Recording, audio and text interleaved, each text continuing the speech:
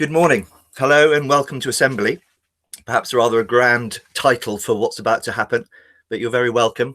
It's just me this morning. I've given the musicians the morning off. I want you to remember a number. That's the number 1763.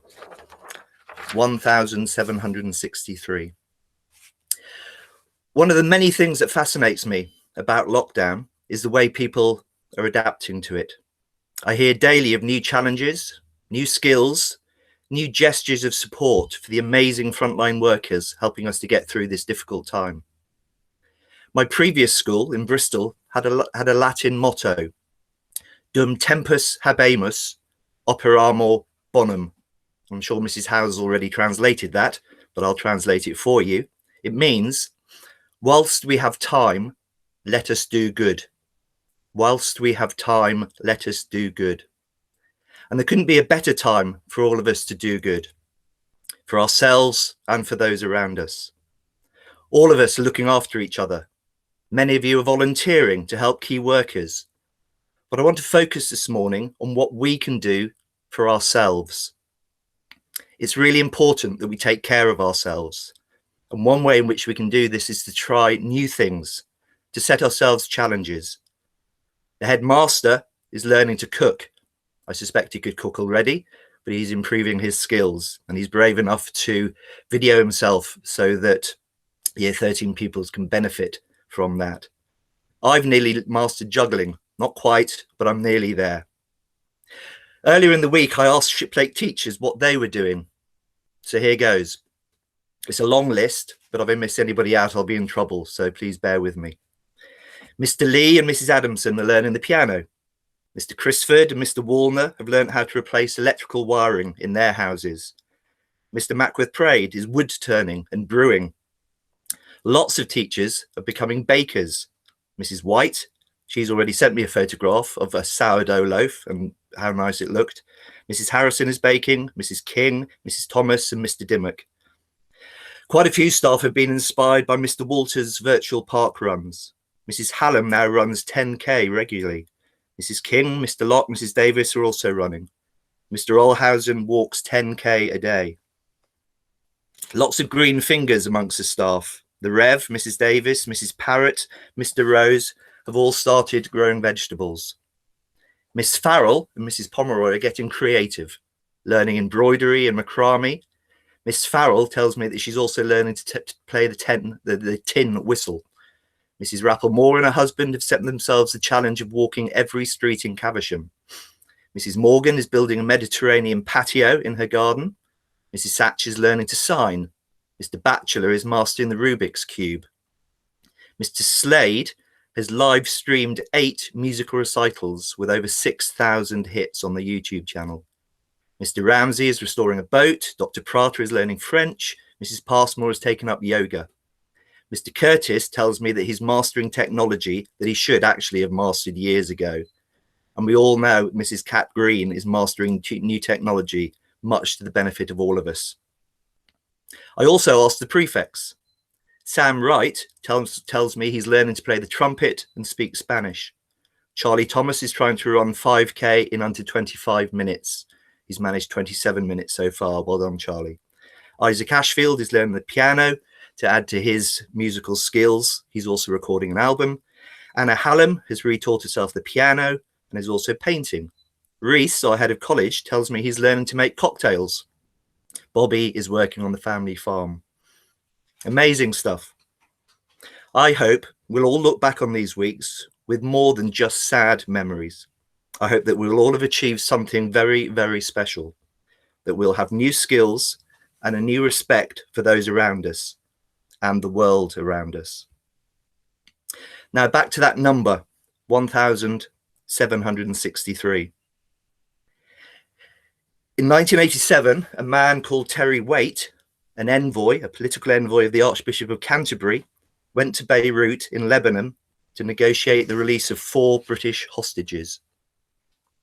Whilst he was there, he himself was captured, imprisoned, tortured, and spent 4 years as a hostage. In his own words, For the first weeks, I was kept underground. I was moved to a bombed out building.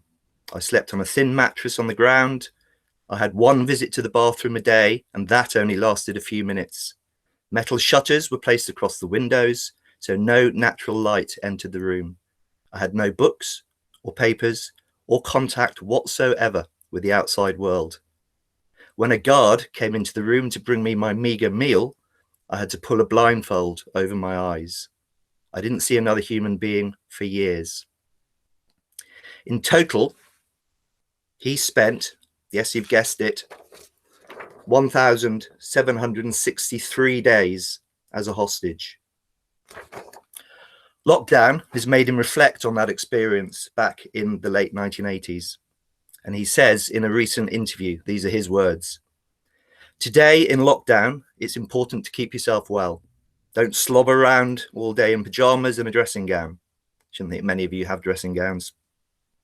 "Dress properly and develop a routine.